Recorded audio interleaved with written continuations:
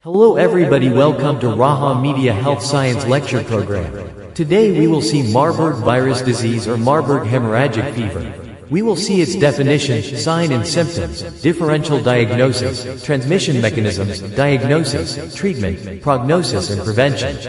There is also references for further reading. Follow Raha Media, like, subscribe and share.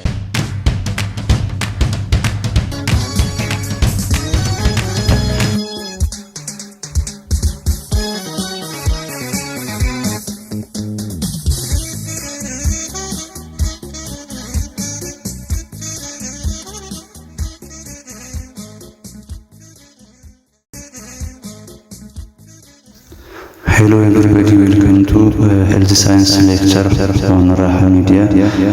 Today we will discuss about Marburg Virus Disease or Marburg hemorrhagic fever.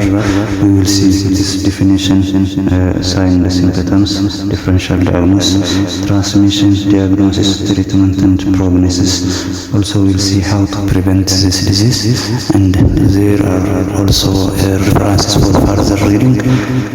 So let's go. Definition.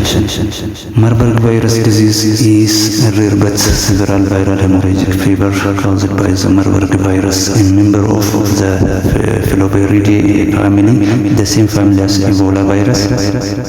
It is characterized by sudden onset of high fever, severe systemic illness, multi-organ failure, and high case fatality rate, which is 23 to 90%. First recognized in 1967 during outbreaks in Marburg and Frankfurt, Germany, and Belgrade, Serbia, linked to African green monkeys, and its name is taken from the Marburg city. What is its signs and symptoms? Its incubation period takes 2 to 21 days, commonly 5 to 10 days. Early phase is days 1 to 5.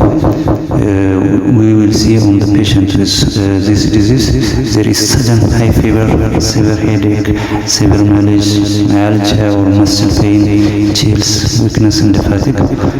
On gastrointestinal phase, days 3 to 7, profuse watery diarrhea, ghost-like patient due to dehydration, abdominal pain and cramping, nausea and vomiting, anorexia. Late phase after day 5, mucosal bleeding, gums, nose, hematomesis or melena, PTK, ecchymosis, conjunctival injection, rash, abdomen, itchy, maculopapular, liver dysfunction or elevated AST or ALT, confusion, agitation, delirium, multi-organ failure, and then shock. Terminal stage, severe hemorrhage, disseminated intravascular coagulation or DIC, hypovolemic shock, then it leads to this. This is its sign and symptoms. There are also diseases that similar to this Marburg virus disease or Marburg hemorrhagic disease. This is because symptoms mimic many febrile tropical illnesses. So we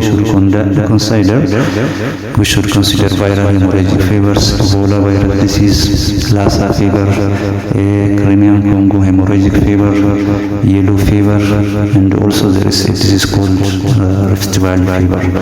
Other infections such as severe malaria, especially falciparum, Plasmodium falciparum, and typhoid fever, sepsis or septic shock, meningococcemia, dengue hemorrhagic fever, and these are almost similar to the disease, so we shouldn't ignore this. We should rule out this disease from Marburg hemorrhagic fever.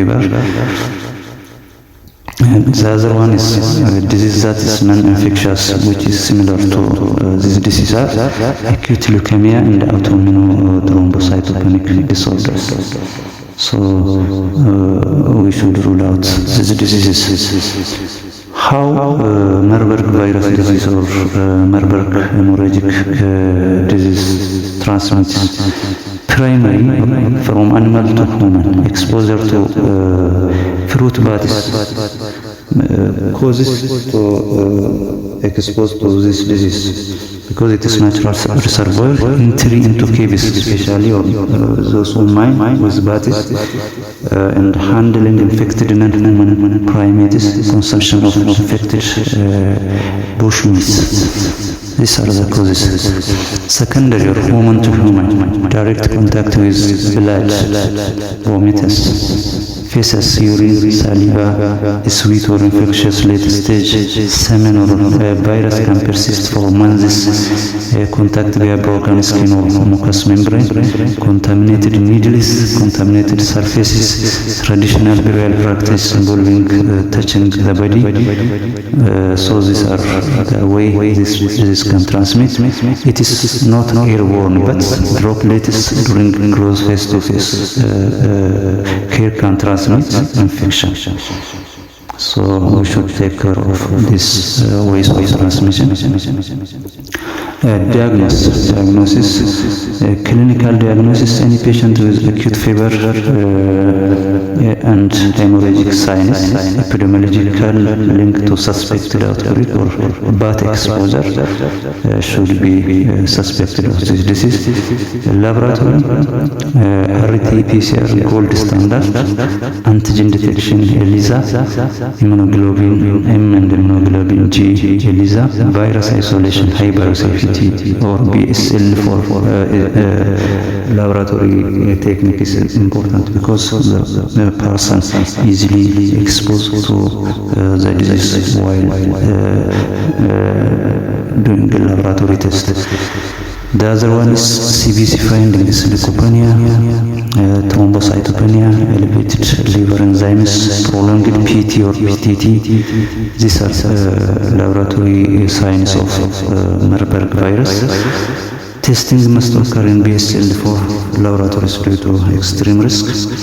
What is its treatment? There is no specific antiviral treatment or approved vaccine for Marburg virus as of now. Management is supportive and aggressive. Supportive care should be IV fluids and electrolyte correction, maintain blood pressure and oxygenation, manage shock, blood transfusion, platelets, plasma, whole blood, treatment of infections, malaria, bacterial infections, pain control, renal replacement therapy for kidney failure, because the disease causes multi-systemic failure. So nutritional support is mandatory. Experimental therapies is still under research, not now.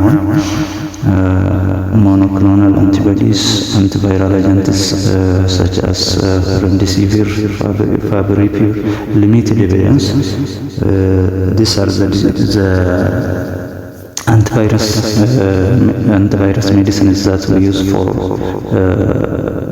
COVID-19 virus, and it is also useful for this virus.